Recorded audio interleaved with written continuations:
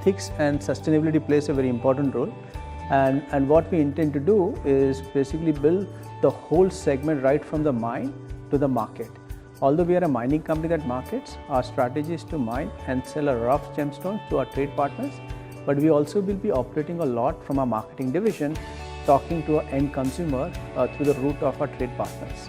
So what we intend to do is create a lot of education, trading, making people understand and explaining the intrinsic features, not only about the gemstone, but also the provenance, where it comes from, and how we mine and build the segment, taking the environment, health and safety together. We're also planning to build the blockchain model to help the extra leg for the provenance route.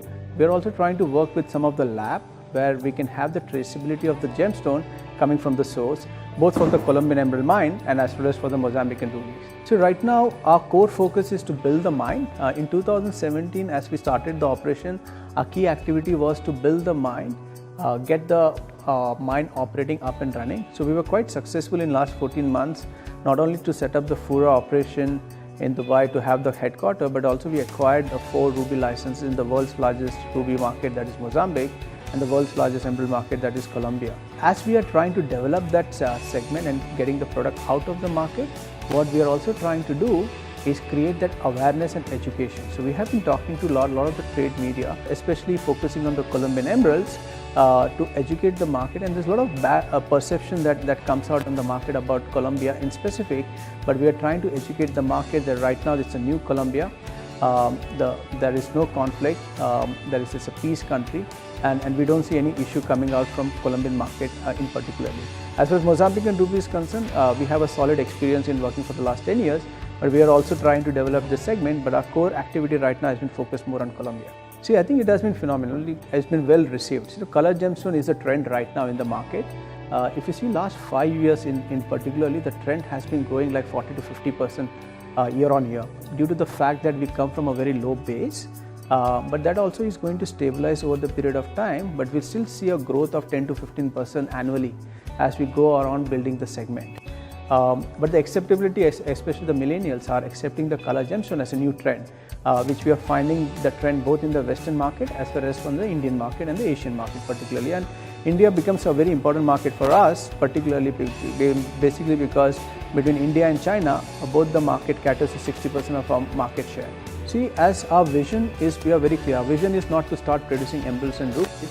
Our vision is basically to build the business which is employee friendly, community centric, and have the sustainability on the heart of the operations.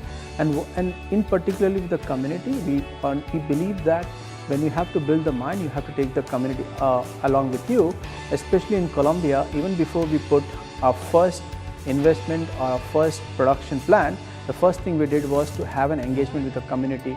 We did a pre-socialization plan, engaging with the community, explaining them about our plan, our strategy, how we are going to develop the mine.